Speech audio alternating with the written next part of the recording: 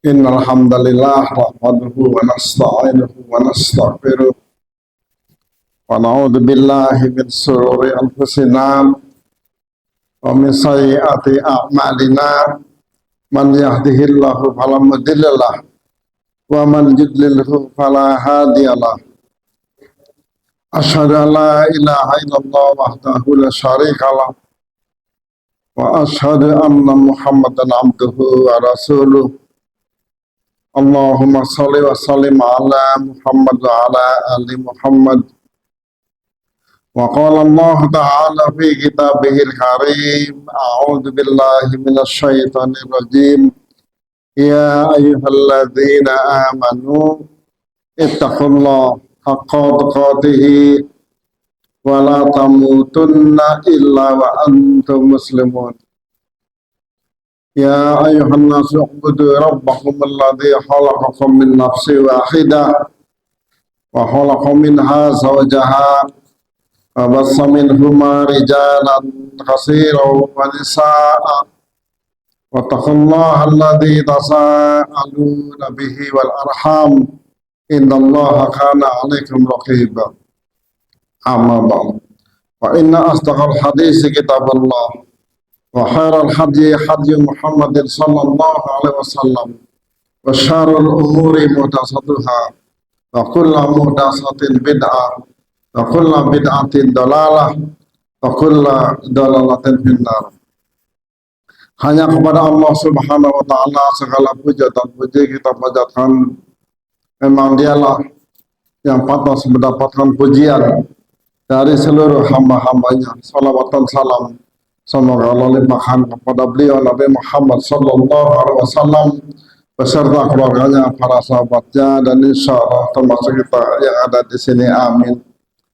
Bapak-bapak, ibu-ibu, jamaah pengajian Masjid An-Nur Sangkana, Tempatan Harja Mukti yang dimuliakan Allah. Mudah-mudahan segala niat baik kita, amal-amal ibadah kita diterima dan dibalas oleh Allah Subhanahu wa taala.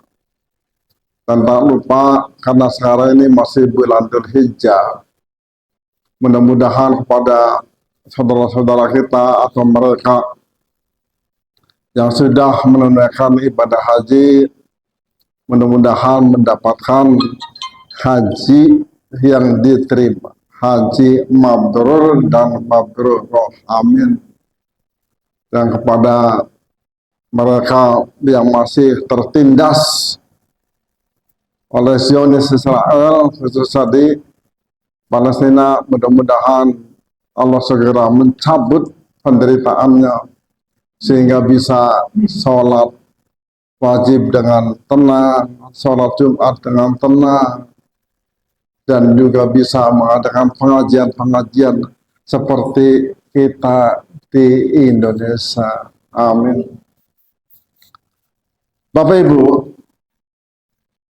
pada pertemuan kali ini saya akan sedikit menguraikan tentang amalan pranikah.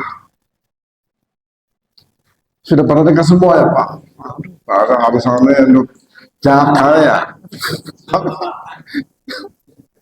Minimal untuk anak-anak kita yang sudah punya anak dewasa atau saudara-saudara kita yang masih belum pada menikah.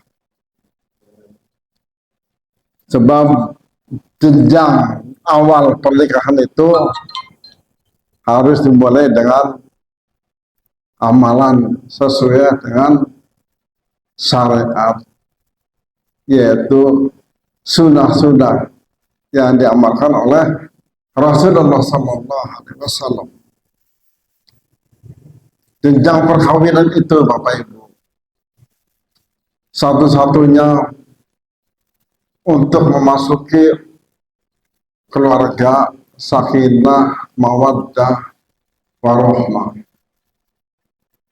Tanpa ada pernikahan maka kita tidak bisa untuk mencapai tingkatan sakinah, mawaddah, warahmah. itu pun masih ada problematika-problematika, masalah-masalah di dalam kehidupan berumah tangga. Kenapa sebab? Dua jenis laki-laki dan perempuan dari latar belakang keluarga yang berbeda antara suami dan istri bertemu di satu rumah setelah menikah, maka pasti ada masalah-masalah. Jangankan itu kehidupan rumah tangga, di masjid saja ketika mengadakan pengajian pasti ada masalah dengan jamaah, dengan tempat, dengan waktu, dan seterusnya. Sampai Anda, Bapak Ibu, seorang yang sudah berumah tangga puluhan tahun, bahkan 50 tahun, 60 tahun, kalau masih sehat semuanya, masih ada masalah. Masih belum adaptasi, bayangkan 60 tahun. Ibu-ibu, siapa yang tidak pernah ada masalah di keluarganya? Acung? Tidak ada. Bapak-bapak ada yang tidak pernah punya masalah dalam keluarga? Semuanya pasti punya masalah. Apakah Rasulullah nyaman-nyaman saja dalam berumah tangga? Tidak, Rasulullah lebih berat lagi masalahnya dibandingkan dengan kita. Namun bisa diatasi. Bahkan sampai Rasulullah saking sulitnya diuji masalah yang sangat serius, tidak bisa mengatasi. Lalu Allah turunkan wahyu, karena Rasulullah tidak bisa mengatasi masalah yang sangat berat itu. Apalagi kita-kita.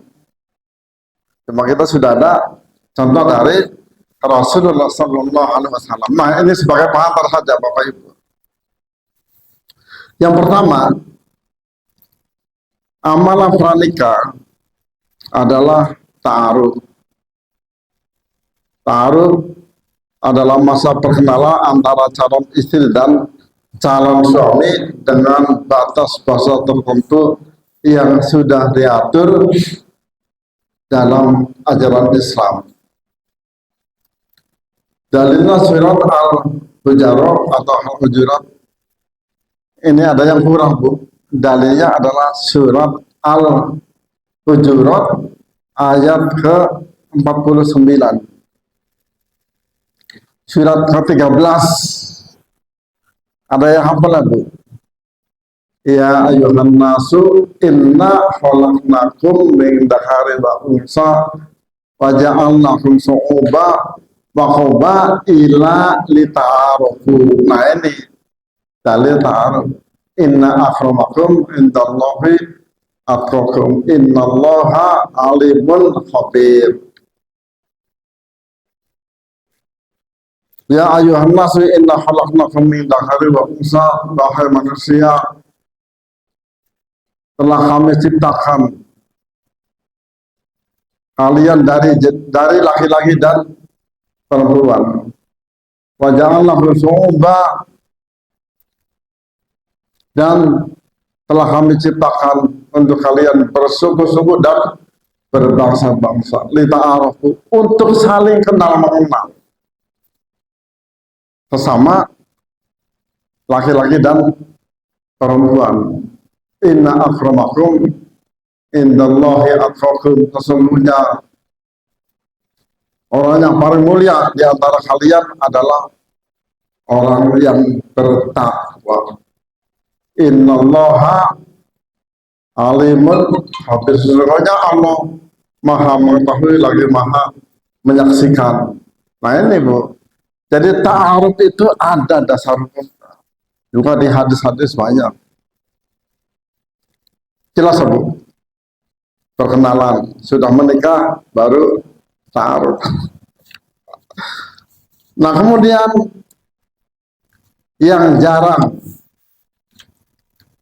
diamalkan sebagian orang ataupun bahasanya mungkin beda adalah khitbah dalam istilah agama atau tunangan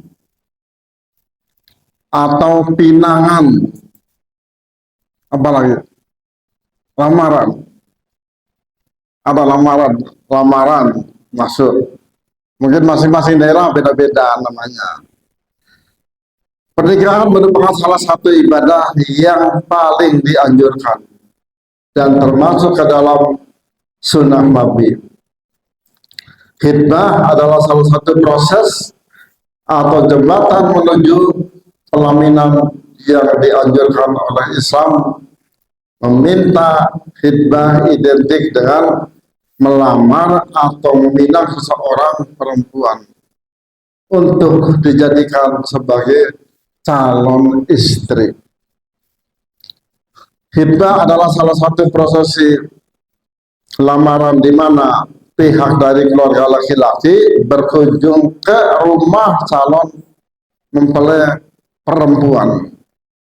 Di dalam pertemuan itu, pihak keluarga laki-laki akan mengungkapkan tujuan atau ekspresi dengan datang ke rumah, yaitu mengajak calon mempelai perempuan untuk membangun rumah tangga ataupun menikah.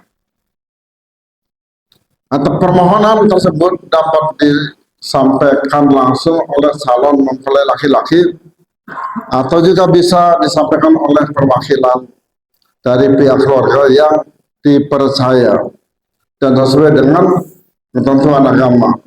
Dalam proses khitbah, pihak perempuan hanya perlu menjawab ya ataupun tidak. Jadi khitbah ini Bapak Ibu, setelah taruh itu harus kenal mengenal antara calon istri dan calon suami. Jangan sampai khitbah ini atau melamar ini tunangan itu belum kenal orang, langsung khitbah, sulit untuk dilaksanakan. Jadi taruh dulu, kenal dulu siapa calon yang akan mengkhitbah, yang akan melamar saya kalau dia seorang wanita. Dan orang tua ini turut campur boleh dalam taruh. Jadi jangan taruh antara kedua belah pihak, laki-laki dan perempuan, tapi melibatkan orang tua, datang ke orang tuanya, berkenalan, di situ ada orang tua sebagai mahram atau ibu atau bapak. Silakan ditanya, Pak, saya ini datang ada tujuan dengan anak bapak. Padahal sudah tahu datang dari mana, pekerjaannya apa, lalu kesolehannya, tingkat kesolehannya, lalu juga yang laki-laki mengetahui tingkat kesolehan calon yang akan dikhitbah, calon istri. Harus tahu apakah dia ini orangnya tidak soleha atau yang laki-laki juga tidak soleh.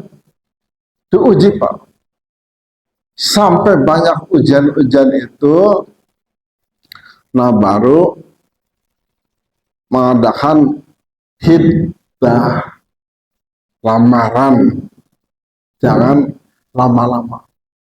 Setelah kenal, kalau sudah memenuhi syarat, sudah ada pekerjaan laki-laki, maka segera dan memenuhi syarat yang calon perempuannya juga harus bersegera.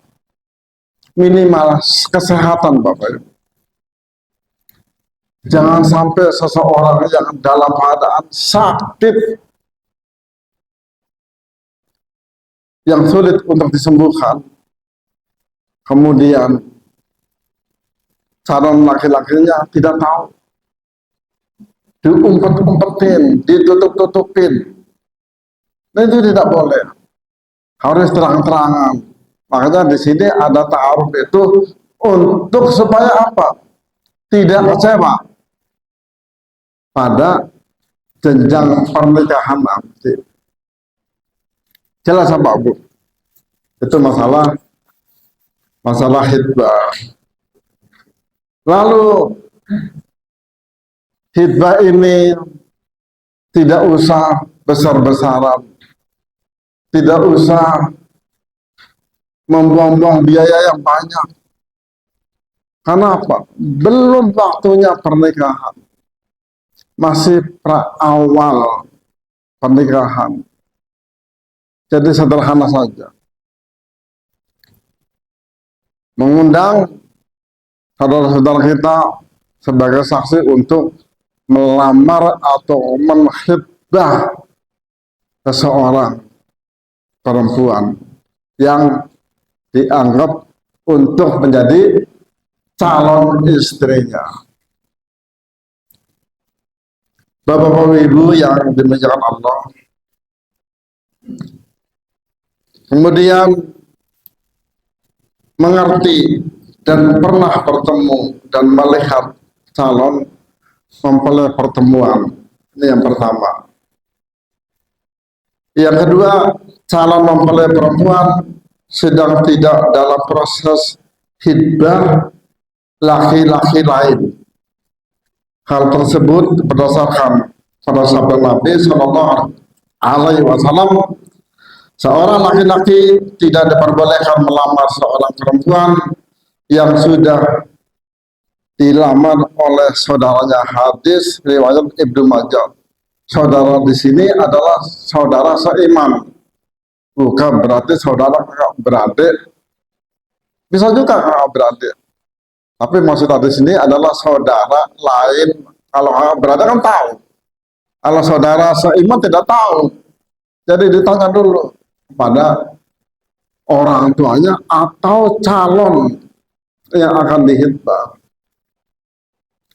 Katakanlah kalau menyebutkan nama, apakah sudah ada yang menghitbah belum? Atau bahasa kita biasanya sudah ada yang punya belum? Ditanya dulu, jangan main selonok aja. Kalau seorang perempuan yang menjawab, ini seorang laki-laki sangat cinta sekali, Bu, sangat senang sekali, menarik dengan penampilannya sehingga tertarik seorang laki-laki tersebut. Sudah ada yang punya, Mas. Aduh, sudah ada yang punya. Jangan kecewa dulu. Saya sudah ada yang punya. Siapa yang punya? Orang tua saya. Jadi jangan kecewa dulu. Kalau gadisnya ini adalah humoris, tukang guyon, tapi serius. Kemudian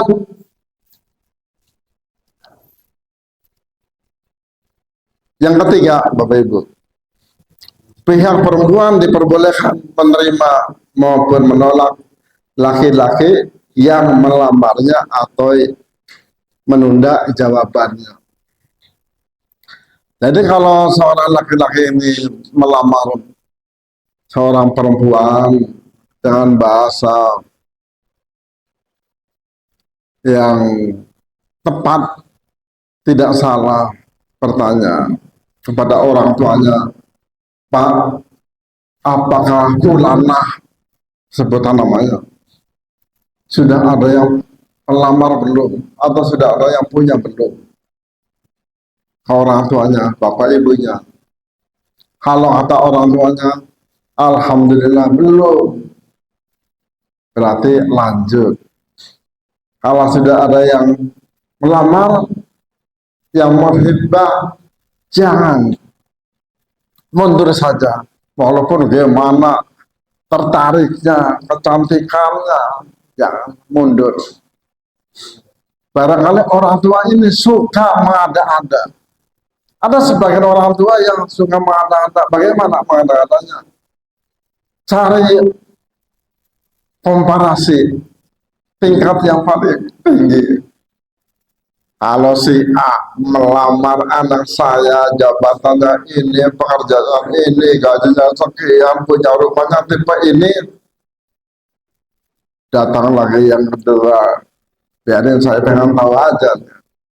Barangkali punya mobilnya bagus, mohon maaf, rumahnya barangkali gede, penghasilannya banyak, sudah PNS. Ada lagi yang ketiga, diterima lagi. Ini orang tua seperti ini tidak benar, Bapak Ibu. Jadi kalau sudah mantap dihitbah satu orang, jangan ada yang menghitbah orang lain, kecuali sudah memutuskan. Ya kalau menghitbah ini, Bapak Ibu, tidak langsung menikah. Biasanya ada perjanjian, adalah dilamar atau dihitbah atau tunangan.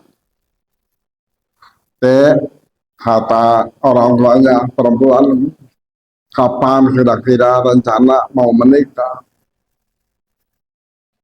Kemudian menjawab, umpama 2 tahun lagi Pak. Nah lama pisan 2 tahun lagi. Jangan 2 tahun. Berunding sama orang tua. Calon bersama. Berunding, jangan sampai 2 tahun lagi. Disegerakan. Karena pikiran ini berubah Bapak Ibu.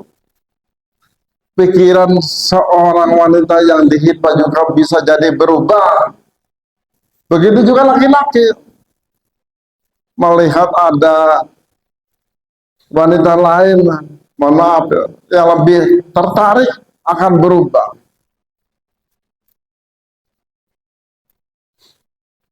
Nah, boleh kan dibatalkan?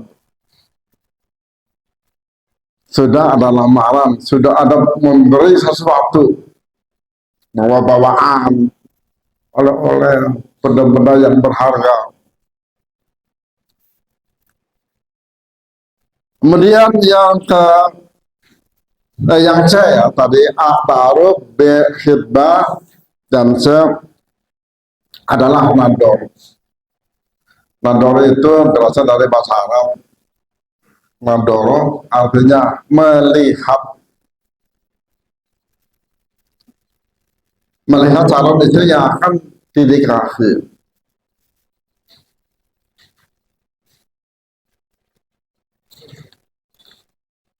Nah, nador ini Bapak Ibu, nador ini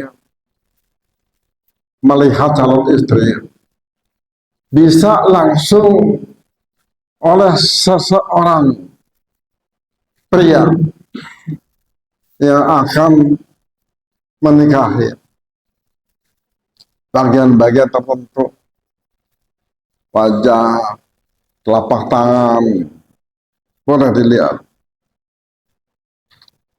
Kalau tidak begitu, boleh mewakilkan kepada saudara yang perempuan dari seorang laki-laki yang akan menador ataupun melihat untuk dijadikan calon istrinya. Mbak Yu, tolong bantu saya untuk menador si Fulana. Rumahnya di sini, alamatnya, ayo bareng datang ke sana. Dilihat. Izin dulu ke orang tuanya. Pak, saya saudaranya Fulan untuk menador atau melihat anak bapak yang perempuan yang ada saya atau kakak saya senang kepada dia. Oh silakan masuk kamar, boleh dilihat semuanya. Kira-kira mau nggak? Enggak, di sini nggak ada gadis apa ya? Kalau ada calon mau bisa bertanya mau nggak? Di sini nggak ada, masih di bawah umur. Masuk kamar boleh dibuka semuanya, dilihat oleh Mbak Yunya yang perempuan. Kalau mau terlihat, kalau ada cacat di sekitar tubuhnya, mungkin bekas kecelakaan, mungkin juga bekas tersiram air panas dulu, sehingga cacat. Yang kalau pakaian ketat tidak akan terlihat, tapi begitu nador ada, mohon maaf, yang tidak menyenangkan. Maka saudara yang perempuan ini harus jujur mengatakan sudah selesai. Kemana? Mulus. Kalau mulus tidak ada masalah, maksudnya tidak ada cacat. Kalau ada cacat disampaikan, ada bekas musibah tersiram air panas di daerah sini, bagian sini, disampaikan. Supaya apa, Bu? Jangan sampai tidak nador begitu menikah malam pertama terlihat ada sesuatu yang tidak menyenangkan. Calon istrinya juga dulu tidak pernah mengatakan bahwa kejadian itu ditutup-tutupi. Pasti gelembe harus dikawal. Jangan begitu. Tidak seperti membeli kucing dalam karung. Islam mengajarkan seperti ini supaya lebih hati-hati, tidak ada kekecewaan setelah menikah. Jelas apa? Jadi harus jelas supaya apa? Menguntungkan bagi pihak laki-laki. Kemudian yang berikutnya adalah memilih pasangan sesuai dengan ajaran Rasulullah SAW yang berasal dari Abu Hurairah radhiyallahu anhu. Sesungguhnya Rasulullah SAW bersabda,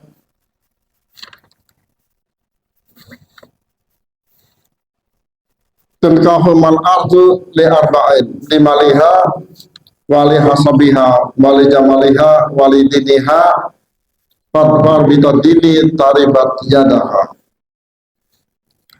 Wanita dinikahi karena 4 perkara. Karena hartanya, keturunannya, kecantikannya, dan agamanya. Maka pilihlah wanita yang taat beragama, niscaya engkau akan beruntung. Jadi kalau lima liha masalah hartanya, bisa jadi Bu, wanita ini seorang karir,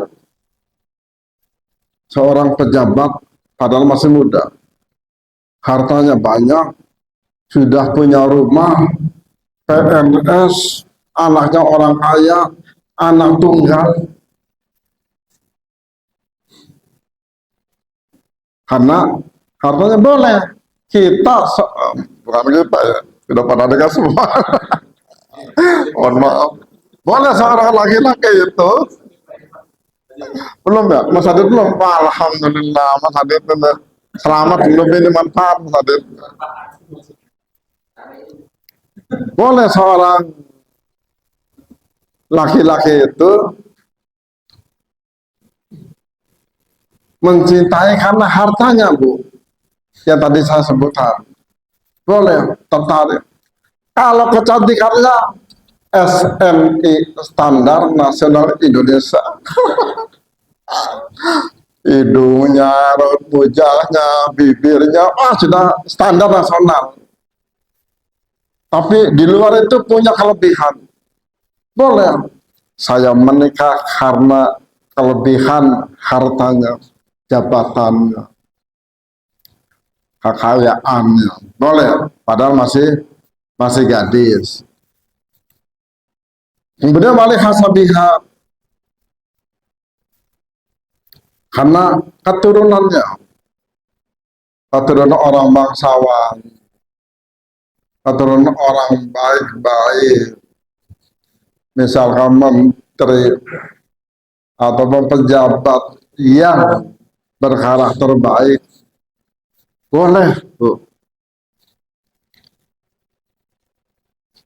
Kalau kecantikannya tidak begitu cantik SNI, tapi saya cenderung pada orang tuanya yang kaya misalkan, cenderung boleh Bu, karena keturunannya, karena baik orang tuanya, anaknya kiai misalkan, anak dosen agama misalkan, boleh karena orang tuanya.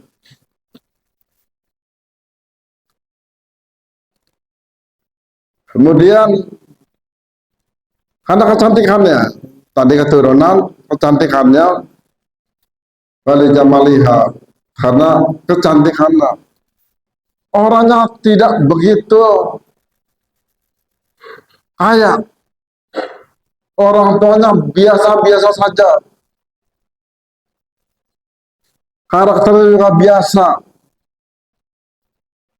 tapi dia ini Masya Allah cantikannya di atas SNI, di atas standar nasional Indonesia, beda dengan, mohon maaf ya Bu ya, mohon maaf, beda dengan standar wanita yang lain. Ini kayak keturunan rambut misalkan, tertarik, putih misalkan.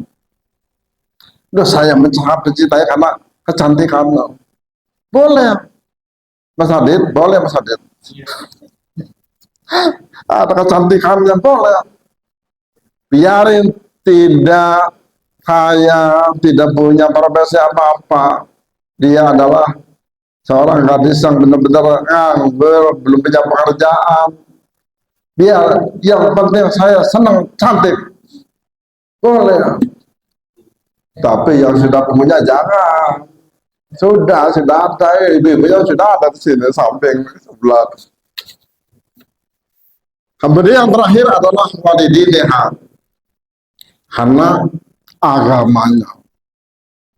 Kaya tidak, punya profesi tidak, punya rumah tidak, ini wanitanya. Tapi agamanya Pak, bukan turunan bangsa, agamanya soleha. Saya tahu persis misalkan, rajin sholat jamaah, rajin pengajian ke anur sang anak, umpama. Rajin sholat terawih, saya sering melihat, bahkan sering ketemu, orangnya baik, maka boleh, karena agamanya. Seorang pria cenderung atau senang kepadanya. Kata Nabi, fatwa bidadini taribat yadahu, karena agamanya itulah niscaya engkau akan beruntung. Sebab apa? Makmur, jabatan akan hilang, akan ada pensiunnya. Kekayaan seberapa orang kaya bisa jadi hilang Pak, lenyap Pak. Bisa jadi habis kekayaan itu. Ataupun juga keturunan dari seorang pejabat akan pensiun, akan habis. Jadi semuanya hilang Pak Bu. Hartanya, keturunannya, juga kecantikannya. Bapak Ibu, mohon maaf, kalau sudah usia 30-40 tahun ke atas, Maaf, kecantikan itu akan berubah, Pak. Karena itu alami. 50 tahun akan berubah. Yang tadinya, mohon maaf, ibu-ibu, sudah cantik, gembleng, denok, demplong, di luar SMI. Tapi tiba-tiba umur 50 tahun sudah berubah menurun. Akan hilang semua. Nah, dasar hukum hiddah, Bapak Ibu, ini betul apa yang kurang jelas apa? Surah Al-Baqarah ayat 235. Al-Baqarah surah kedua ayat 235.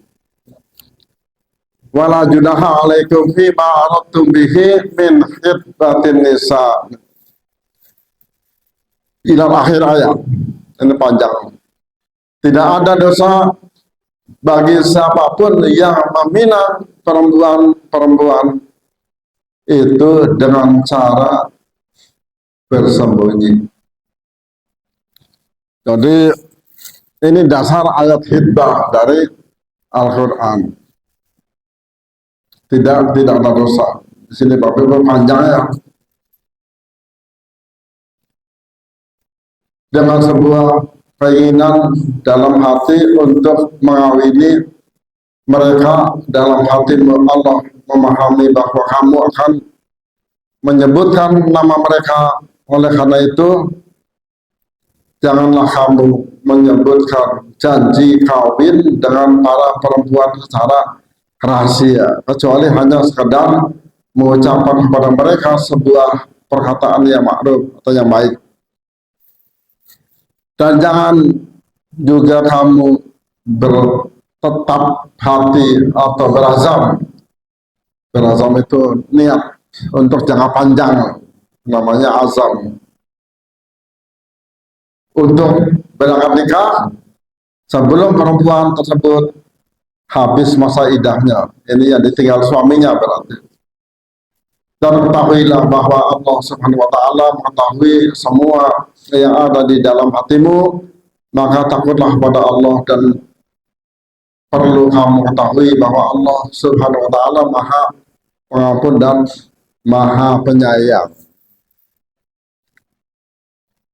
Jadi ini pernah yang dialami oleh Rasulullah SAW terhadap anaknya Umar bin Khattab. Umar bin Khattab telah diceraikan oleh suaminya. Siapa yang namanya anaknya Umar bin Khattab? Hafsah atau Hafsah. Diceraikan, kemudian menawarkan kepada Sayyidina Abu Bakar. Sayyidina Abu Bakar menolak, tidak mau menikahi. Ditawarkan lagi kepada Utsman bin Affan. Sahabat Utsman juga menolak, tidak mau menikahi Hafsah. Tawarkan kepada Sayyidina Ali bin Abi Thalib juga menolak. Kenapa? 3 orang itu menolak, tidak mau menikahi. Padahal ditawarkan, Bu. Dari Sayyidina Abu Bakar, Umar, yaitu yang punya anak janda. Nah, dalam perjalanan, karena Rasulullah pernah menyebut nama Hafsah, Abu Bakar tahu, sehingga tidak mau, semua sahabat tidak mau. Kalau Rasulullah pernah menyebut nama Hafsah, itu berarti ada hasrat walaupun belum diucapkan untuk meminang. Ternyata benar, akhirnya Rasulullah menikahi. Tuh, Pak, ketelitian sahabat Abu Bakar, Utsman, dan Ali bin Abi Thalib. Terbukti seperti itu. Nah, Bapak Ibu, kemudian hidup setelah pernikahan. Dalilnya adalah surat Ar-Rum, surat 30 ayat ke 21 ini Bapak-bapak hafal semuanya. A'udzubillahi minasyaitonirrajim. Wa min ayatihi an khalaqalakum min anfusikum azwaja litaskunu ilaiha wa ja'ala bainakum mawaddatan wa rahmah inna fi dzalika laayati liqaumin yatafakkarun. Dan di antara tanda-tanda kekuasaannya adalah Dia menciptakan untukmu istri-istri dari jenis sendiri, dari jenismu sendiri, supaya kamu cenderung dan merasa tentram kepadanya, dan dijadikannya di antaramu rasa kasih sayang. Sesungguhnya yang demikian itu adalah benar-benar terdapat tanda-tanda bagi orang yang berpikir. Bu, karena Allah menciptakan laki-laki dan perempuan, kemudian Allah menciptakan kasih sayang, cinta dan kasih sayang. Kalau masih muda, Pak, masih ada rasa cinta kepada seorang istri yang baru dinikahi. Tapi setelah usia 50, 60 tahun, Pak, nggak ada ya Ustaz. Pak Hakim berapa Ustaz? Pak Hakim belum ada 60 ya? Masa, Pak. So, Bapak ada 60 ya, Pak?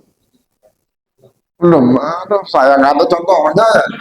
Kalau ada yang 60, Pak, saya mau tanya, masih ada nggak rasa cinta pada Ibu? Nah, ini praktek langsung. Akan berubah, Bu. Bukan lagi rasa cinta, apalagi sudah 70 tahun, Pak, Bu. Mohon maaf. Yang ada adalah kasih sayang, warahmah, kasih sayang, melas sayang. Bukan lagi cinta, sudah hilang, Pak. Pudar cintanya.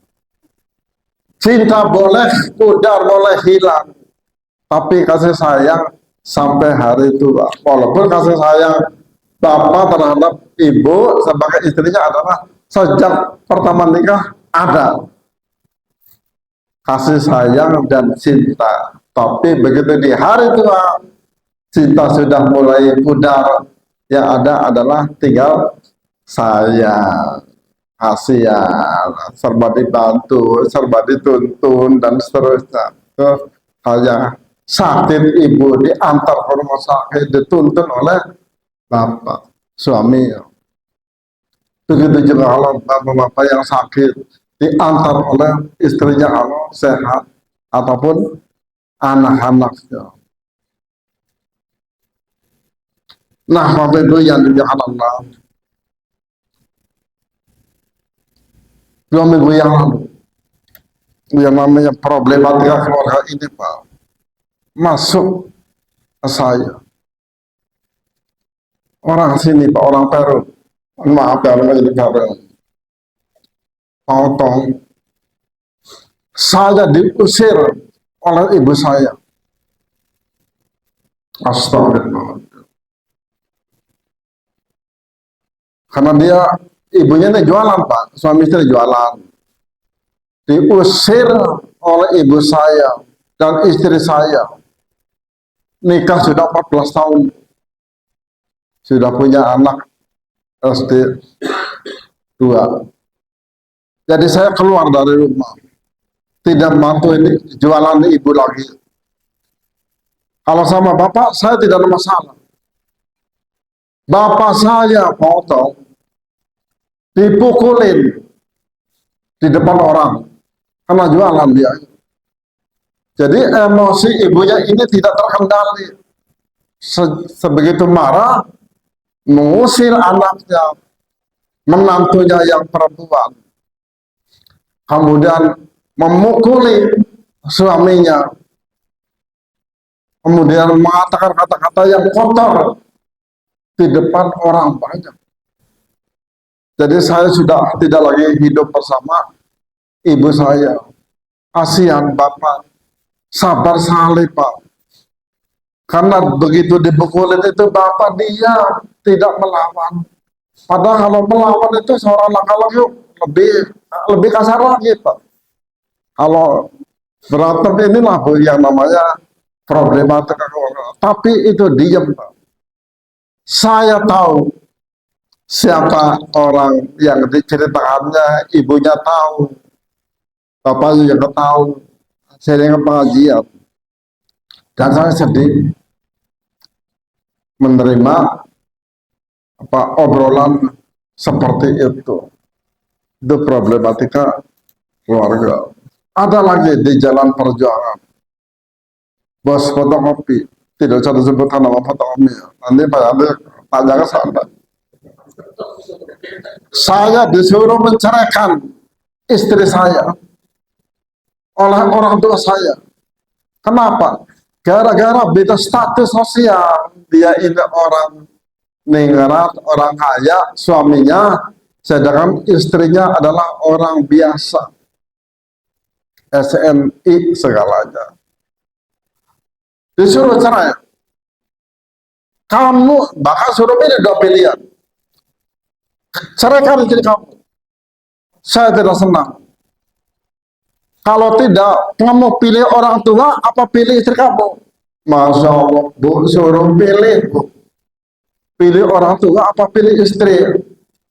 Akhirnya kalah, Pak. Pilih orang tua, istrinya dicerai. Kasus-kasus seperti itu juga banyak terjadi. Nah, di dalam rumah tangga itu, Bapak Ibu, ada banyak gangguan-gangguan, yaitu grup setan yang namanya dasim. Jadi di rumah itu Bapak Ibu ini ada setan, Bu. Semua rumah ada setan. Namanya setan dasim. Yang suka menggoda rumah tangga Bapak Ibu. Begitu datang, lihat tempat berantakan, kotor, sudah capek. Kalau suami yang tidak sabar pasti marah. Nah inilah grup setan dasim namanya, yang suka menggoda rumah tangga seseorang. Ketika sholat juga ada setan namanya hinjin, suka menggoda orang sholat. Khusus grup namanya hinjin, menggoda orang sholat sebelum sholat wudhu.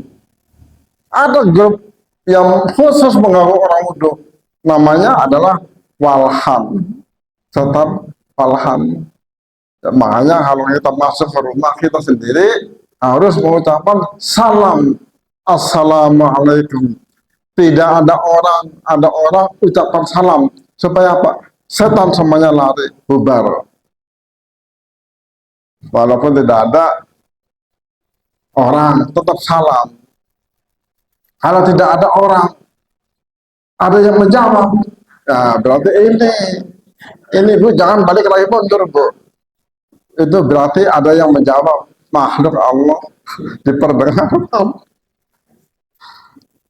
Barangkali itu Bapak Ibu yang bisa saya sampaikan, nanti dilanjutkan dengan beberapa pertanyaan, silakan. Atau barangkali ada yang menambahkan nih Pak dosen nih, Pak Yandi silakan. Pak Aziz, Pak Hakim silakan kalau ada yang mau menambahkan dari kekurangan saya. Kalau ada yang bertanya juga silakan, barang ada yang kurang jelas semangat.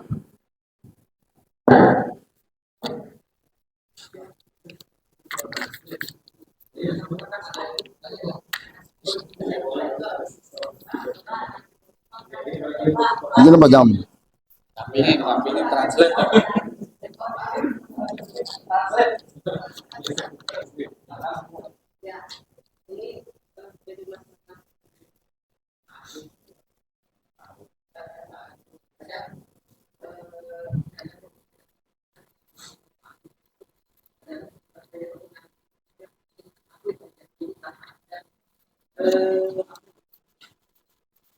Perkenalan yang dibutuhkan perkawinan itu kan bukan hanya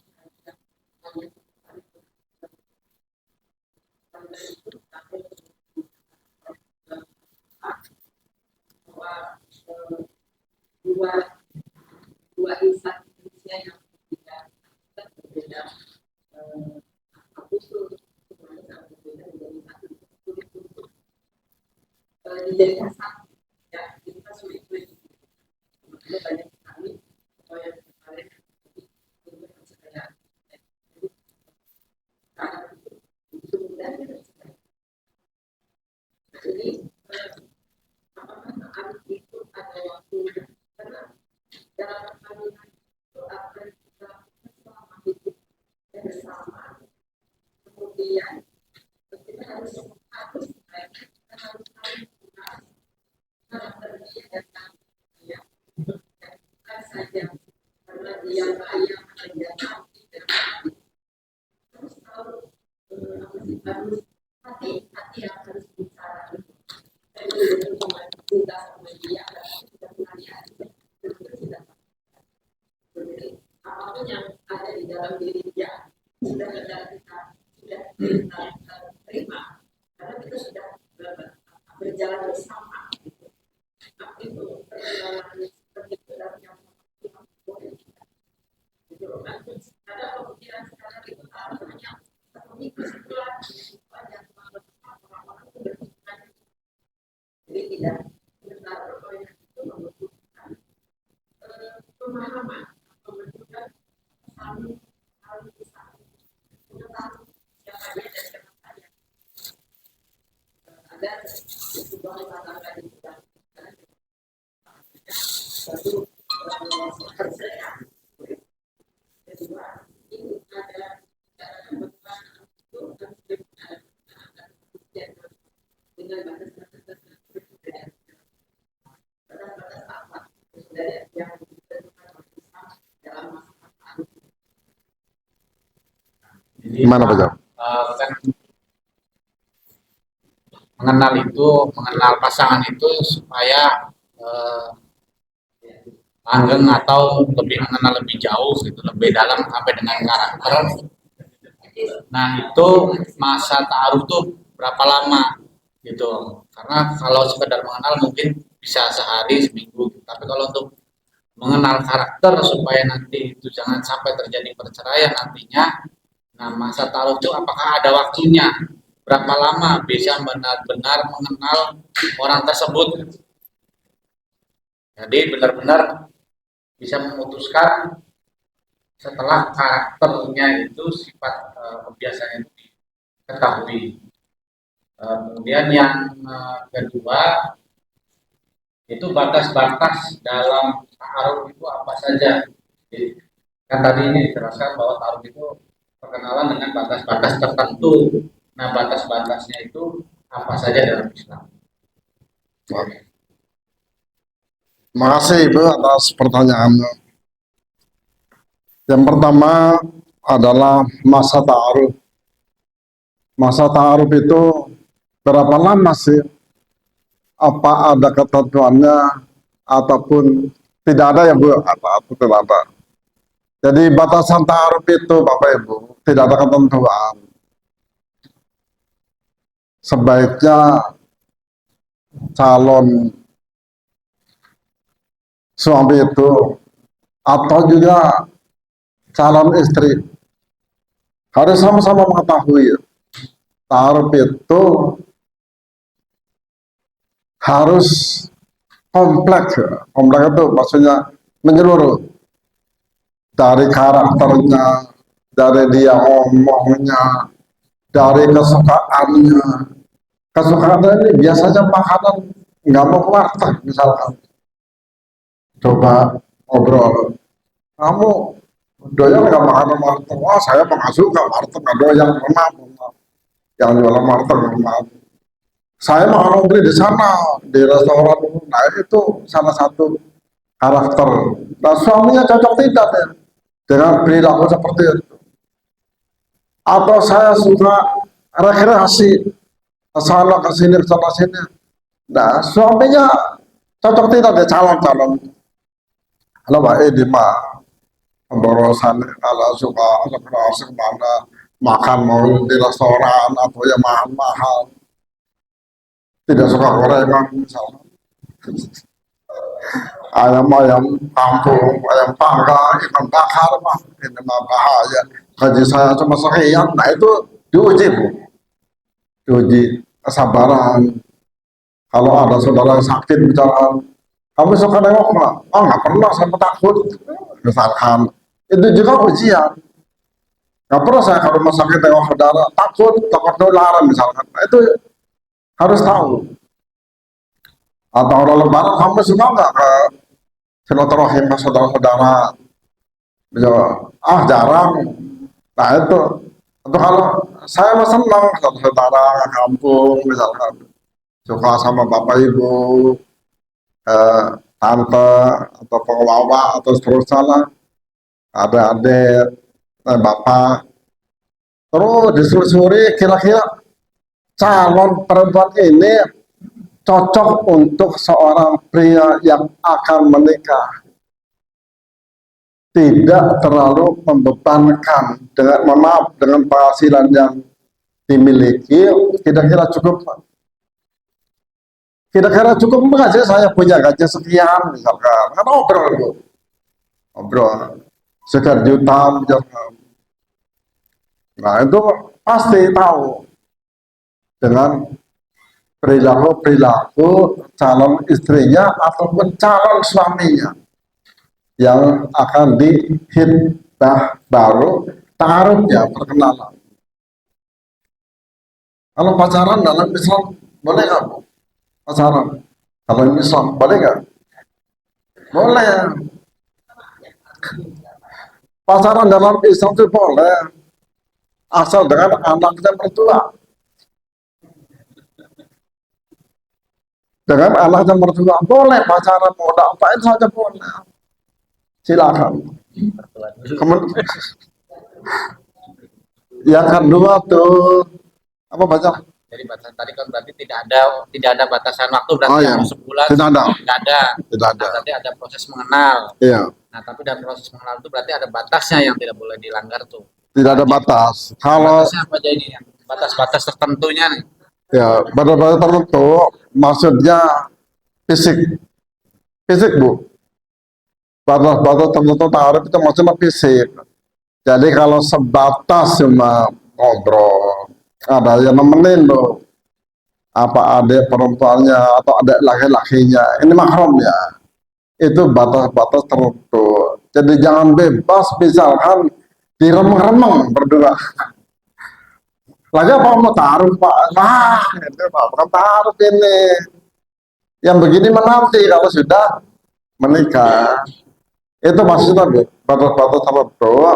Artinya masalah fisik tidak sampai bebas berdua-duaan atau pergi kemana-mana di satu tempat tanpa sepengetahuan orang tua.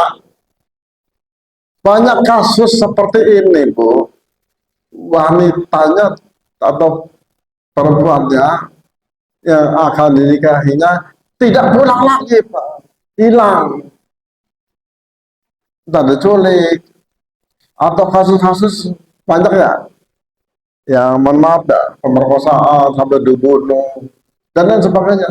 Ini gara-gara apa? Yaitu tidak ada mahram, tidak seizin orang tua. Dari orang tuanya permisi mau mana, teman sudah sampai ke sana berduaan. Terjadi hal-hal yang tidak diinginkan, setan terus mengganggu, tidak pernah berhenti. Apalagi Pak Jom? Cukup ya, itu jelas. Jadi tidak ada batas waktu, misalkan sekian hari tidak. Kalau sudah cukup taruhnya, sudah jelas. Kalau belum cukup dilanjutin lagi. Datang orang tuanya, terus sampai padat, selesai, cukup baru hitbah. Harus taruh baru hitbah. Saya akan datang ke rumah orang tua, atau mas, ayo ke rumah orang tua saya untuk melamar, kapan waktunya. Berunding antara orang tua dan orang tua supaya siap menerima acara hitbah. Yang lain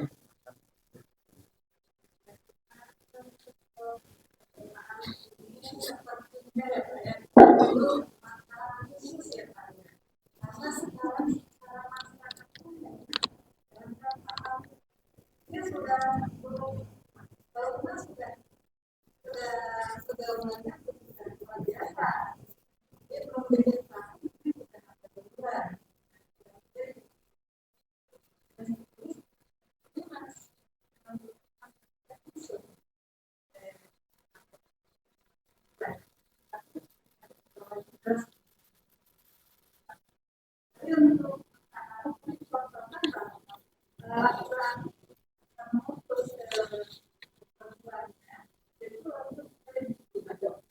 Nador. Kayu sapi sama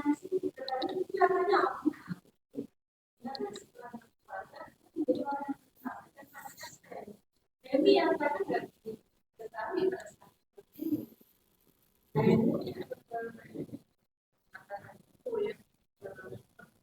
kalau biasanya kalau kita ya begini baik-baik saja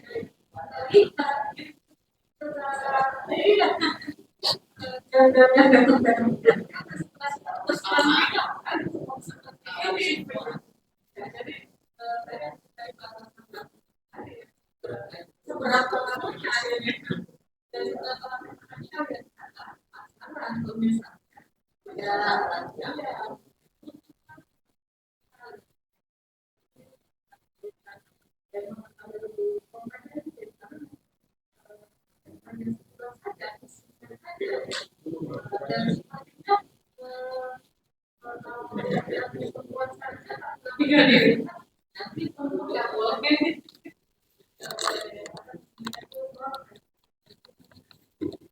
Ya, tadi.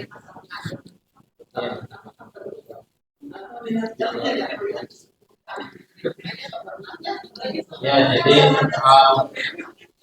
apa Pak amal pranikah ini apakah hanya kalangan tertentu karena sekarang masyarakat jarang mengamalkan ini. Kemudian untuk melihat tadi apakah ini kan calon untuk melihat calon istri, nah ini calon suami bisa nggak juga dilihat. Nah apakah itu sampai dilihat seutuhnya gitu, apakah karena jarang gitu biasanya. Ya, terima kasih.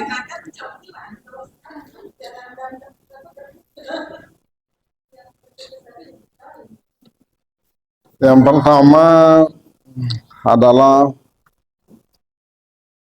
mandor ya, apakah di kalangan orang-orang tertentu ya, Amalan pranikah ini apa? mengamar ya, apakah di kalangan orang-orang tertentu, karena jarang yang melakukan proses tunangan ataupun hitbah ataupun lamaran. Bapak Ibu, sebenarnya karena kurangnya pengetahuan di antara masyarakat kita sehingga memakai adat kebiasaan.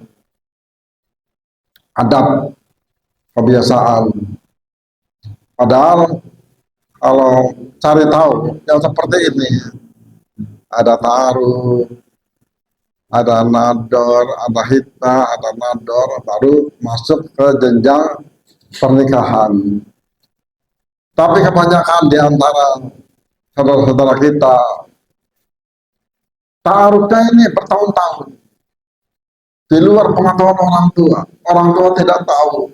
Bahkan sekali yang nador di situ. Sudah taruh nador, kalau hitbah belum. Di situ kumpul bu, barang bu, ya taruh dan nador. Orang tua tidak tahu. Ini kebanyakan mohon maaf ya, kebanyakan di masyarakat kita. Jadi taruh itu nador. Jadi tidak ada batasan orang-orang tertentu, Bapak Ibu, cuma pengetahuan di antara kita mungkin belum banyak yang tahu, sehingga mereka mengamalkan seperti itu, sampai aduk antara taruh dengan nador ataupun melihat tidak paham ada tahapan-tahapan. Kemudian juga di antara kita kadang-kadang tahu-tahu menikah saja. Kadang-kadang lamaran dibesar-besarkan seperti menikah. Dan anggap aja lamaran ataupun tunangan ataupun hitbah ini anggapannya sudah sah. Sehingga kalau sudah dilamar seorang gadis oleh seorang calon menantunya, kemana saja pergi boleh, Pak. Betul, Pak? Betul. Datang sudah berani datang ke calon mertuanya. Mau kemana? Mau ke sana Pak aja, jangan-jangan boleh. Dari pagi sampai malam boleh. Orang tuanya tidak pernah menegur. Yang penting bawa martabak pulang, bawa nasi goreng pulang, 5 porsi buat bapak, ibu sama anak-anak. Tenang Pak. Malam minggu lagi datang lagi, ngajak lagi, terus seperti itu. Senang Pak. Jadi nadornya setiap pekan. Kalau malam minggu, taruhlah setiap pekan. Ini mohon maaf, di masyarakat kita seperti itu. Terserah itu mau dibawa kemana, mau diapain lah, orang tua nggak tahu. Yang penting mah sudah ada yang melamar, sudah setengah sah. Ini ada Pak Hakim. Apakah sudah setengah sah begitu Pak Hakim? Ini Pak Hakim dari Pengadilan Agama nih majlisnya. Tidak, belum apa-apa, masih ada batasan-batasan tertentu. Terus apa tuh Pak? Nador, apakah nador itu bisa melihat laki-laki? Oh ya. Nador ini Bapak Ibu bisa kembalikan. Jadi jangan anak sendiri bapak-bapak penador calon istrinya, sementara bapak-bapak punya rahasia cacat di dalam tubuhnya. Jangan. Jadi berhak ya Bu, seorang perempuan juga menador seorang calon suaminya. Berhak. Cuma contohnya itu seorang perempuan yang dinador. Kebalikannya, kenapa? Tujuannya itu supaya tahu bahwa fisik calonnya itu keadaannya seperti itu. Kalau mohon maaf, kalau ada cacat kemudian disampaikan oleh saudaranya ada sebagian cacat, misalkan bahas operasian, jahitan, atau kecelakaan dan sebagainya, disampaikan, nggak apa-apa, saya senang walaupun ada cacat, itu bagus. Ada seperti itu. Saya tidak melihat cacat macam-macam, itu mah ditutup, ya bakal kelihatan orang lain. Yang penting saya senang, tidak 100% suka sama orang tuanya, suka sama dia, juga cinta, tidak apa-apa. Silakan Bu, boleh menador kepada calon suaminya. Ibu dulu nador nggak Bu? Dulu nador nggak? Enggak aja Pak Yandi, nggak nador ya. Lihatnya apa harus utuh kan? Nah, gue kalau ngeliat utuh. Ini pendapat ulama berbeda. Ada nador itu seluruh tubuh harus, mohon maaf, terbuka. Harus terbuka, kelihatan semuanya, depan belakang, dari ujung rambut ke telapak kaki. Harus dilihat semuanya. Siapa yang melihat? Mahram ataupun saudara perempuannya, boleh dilihat semuanya. Kalau sahabat Nabi adalah nador. Bisa menolak nggak? Oh, menolak. Keberatan. Kalau misalnya tadi kan sudah saya sebutkan. Kalau misalkan mau dapat nih saya nih, mau dinador Mbak, mau dilihat semuanya, nggak mau, misalkan nggak boleh, cuma sebatas ini aja wajah, tambah telapak tangan. Kira-kira calon suaminya nerima nggak? Kalau nerima, beresiko di kemudian hari, beresiko kalau ada apa-apa di sekitar tubuhnya. Kalau saya emang nggak mau, kalau dinador harus dinador dulu. Dan sebagai calon mempelai atau calon suami atau laki-laki ini Pak, jangan sembarangan menador. Profesinya jangan menador. Nador sini sudah. Ada yang lebih cantik lagi, nador lagi sini. Ini nggak tahu nih, yang pertama nih nggak tahu. Ada lagi yang lebih senang lagi, nador lagi. Nah, sampai 7 orang di nador. Ini jangan senang sendiri.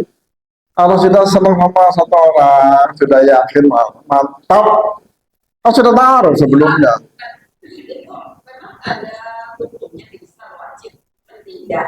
Apa ada hukumnya wajib di Islam Untuk nador? nah, ini disunahkan masalah nador itu.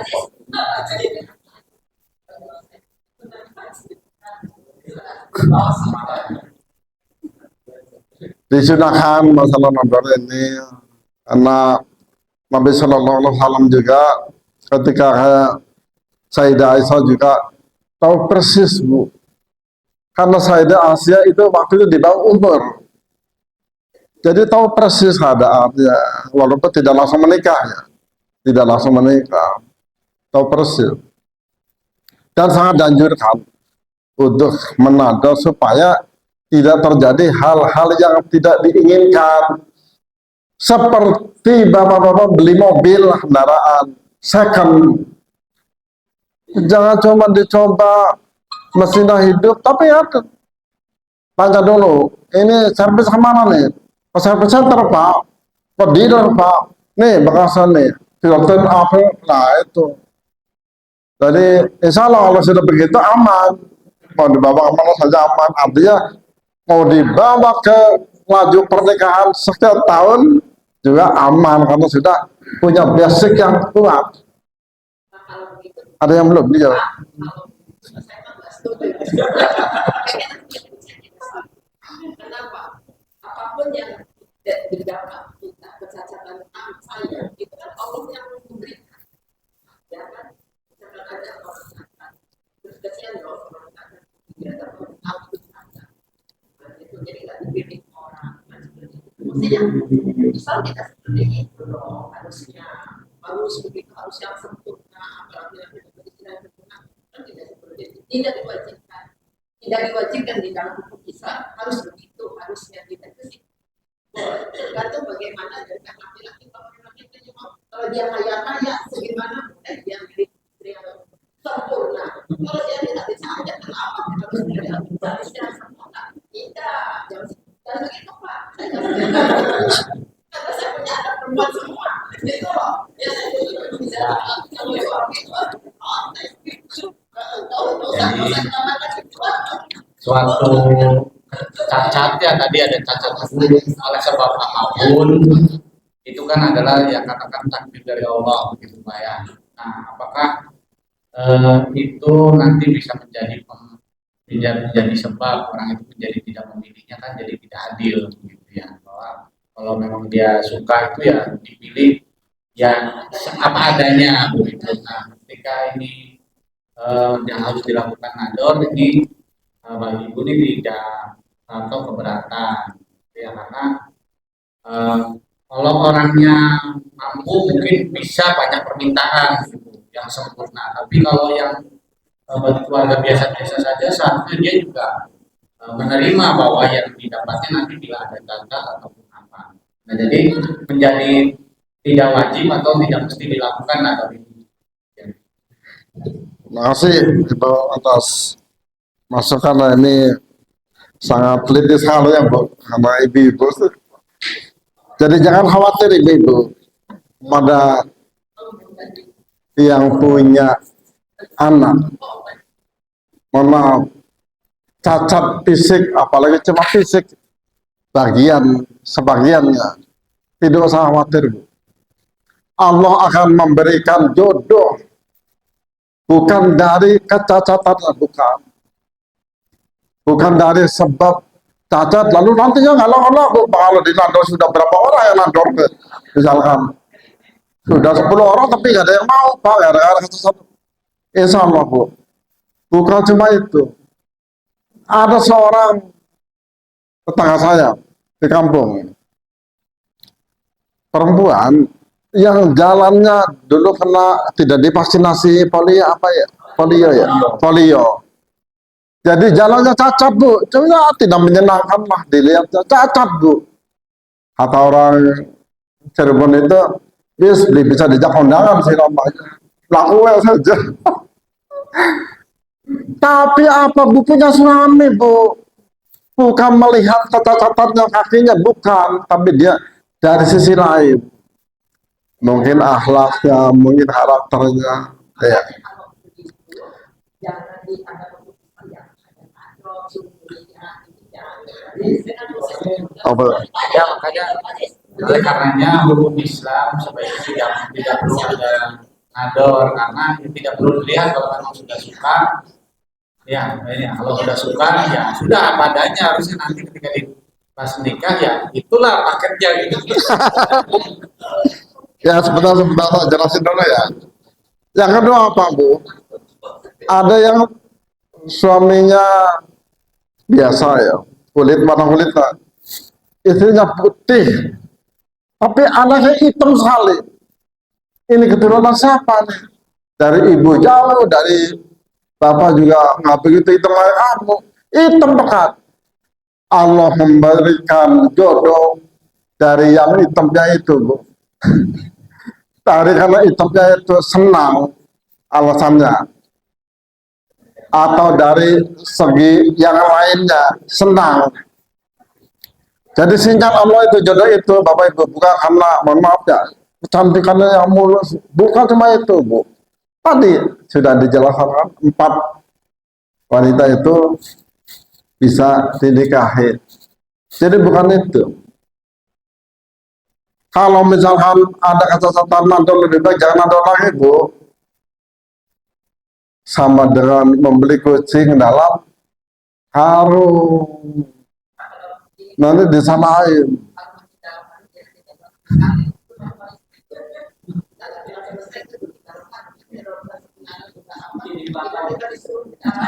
Ah, bagus. Silakan bagus.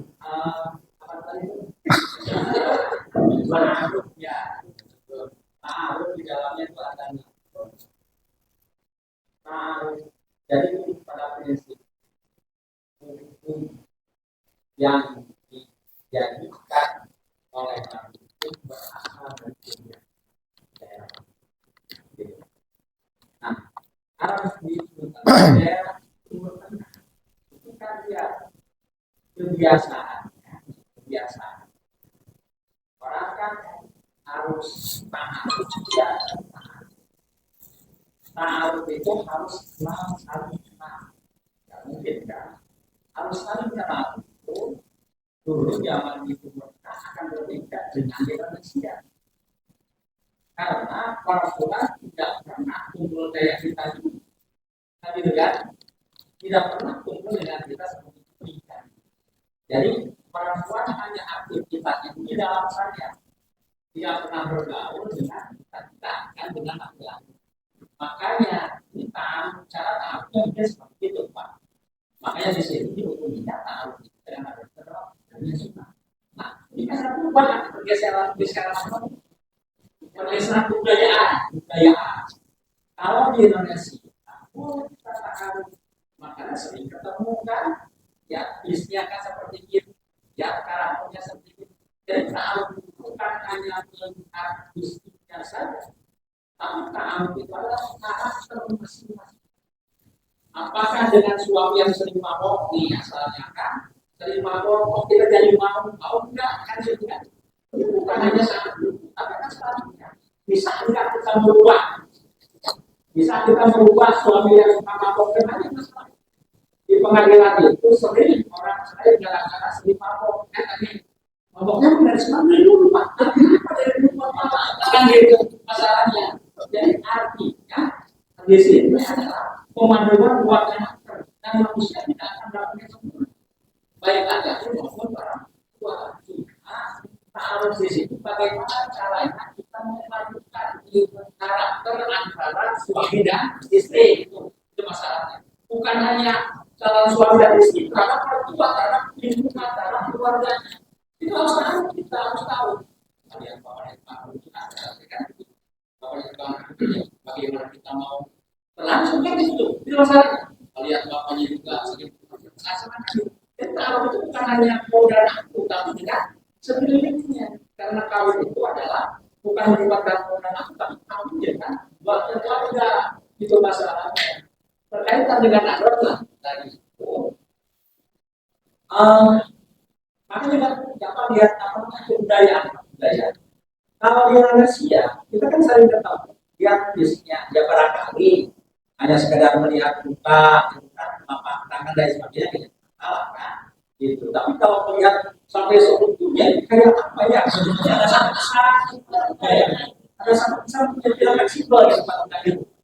Kalau orang ingin, gitu ya, kalau orang ingin dengan seseorang itu karena tertutup pakai itu lupa.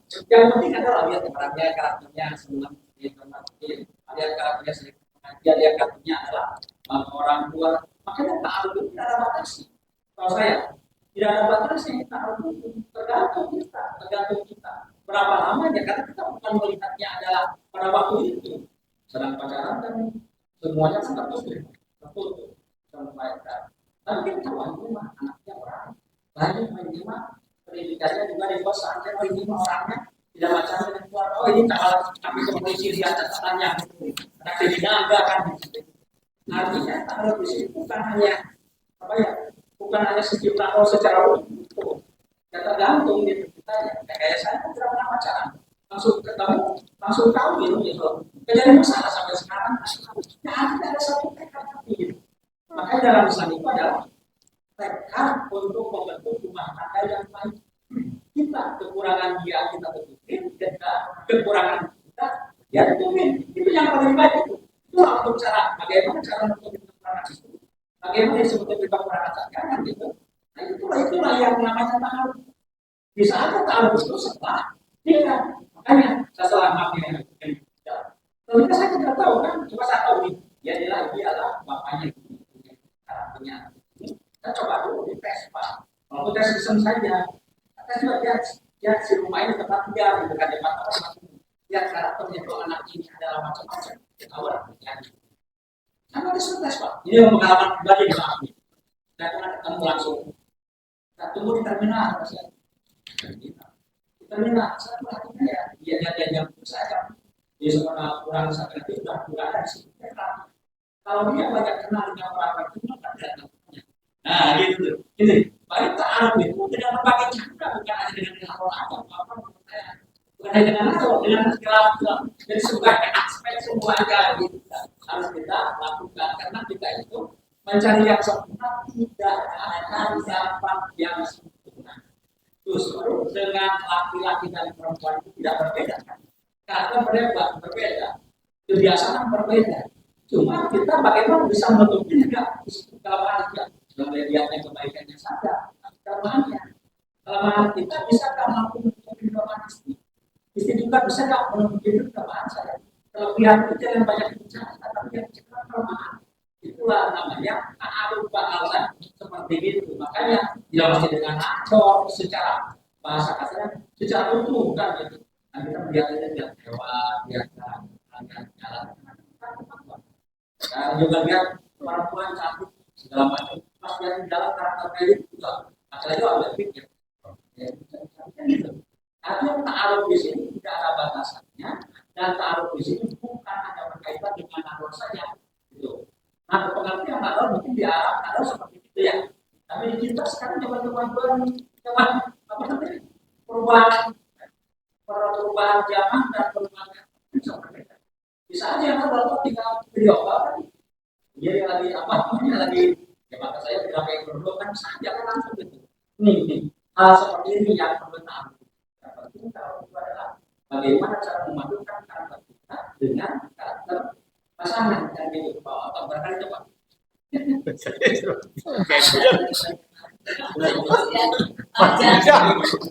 Bisa udah dengar ya udah. Makasih Pak Aziz, saya sebagai hakim ini banyak pengalaman di masyarakat ya, banyak yang juga cara macam-macam ya, pengadilan agama ini. Betul kalau Apa yang disampaikan Pak Kim itu surat Al-Hujurat atau Al-Hujurat surat 49 ayat ke-13 itu taruh secara global. Jadi antar suku bangsa, antar negara silakan untuk bertaruh. Jadi jangan dibatasi, mohon maaf ya, orang Sunda harus dengan orang Sunda. Tidak. Boleh orang Sunda dan orang Jawa. Lebih meluas lagi orang Jawa Barat dan orang Jawa Tengah. Lebih meluas lagi taruh orang Indonesia dengan orang Malaysia, Singapura, Arab, dan seterusnya. Seluruh dunia. Ini ayat Al-Hujurat surat ke-13. Surat ke-49 ayat ke-13. Itu ta'aruf secara global. Sedangkan yang saya bahas dibatasi khusus ruang lingkup masalah calon pasutri. Jadi dari global ayat itu tadi yang sudah dijelaskan Pak Kim itu merajut mengecil kepada amalan pranikah dalam rangka menjalin ukhuwah atau dalam pernikahan nanti supaya terwujud keluarga sakinah mawadah, maka dirinci lagi batasan-batasannya, waktunya harus jangan terlalu lama. Kalau Pak saya taruhnya 2 tahun, antara lama Pak, kalau 2 tahun itu bisa macam-macam nih, bisa berubah nih, bisa tidak terjadi hitbah atau lamaran karena menghilang. Tidak ada salah Bu.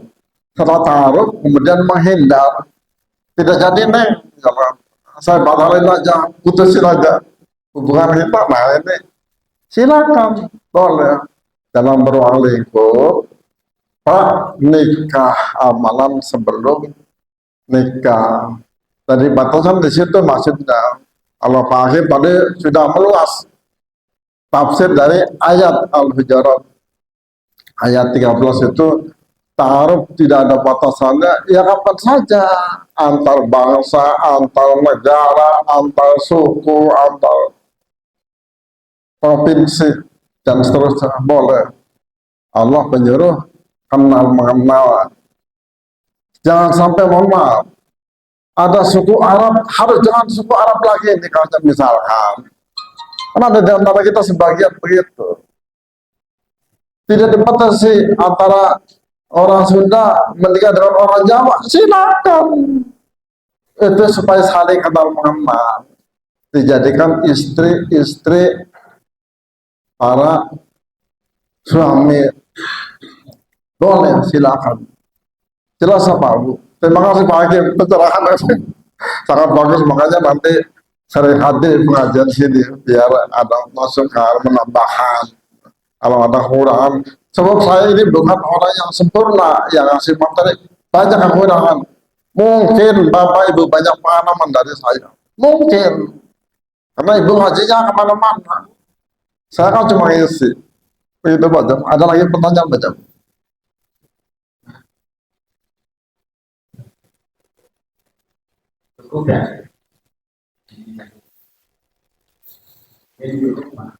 Cukup.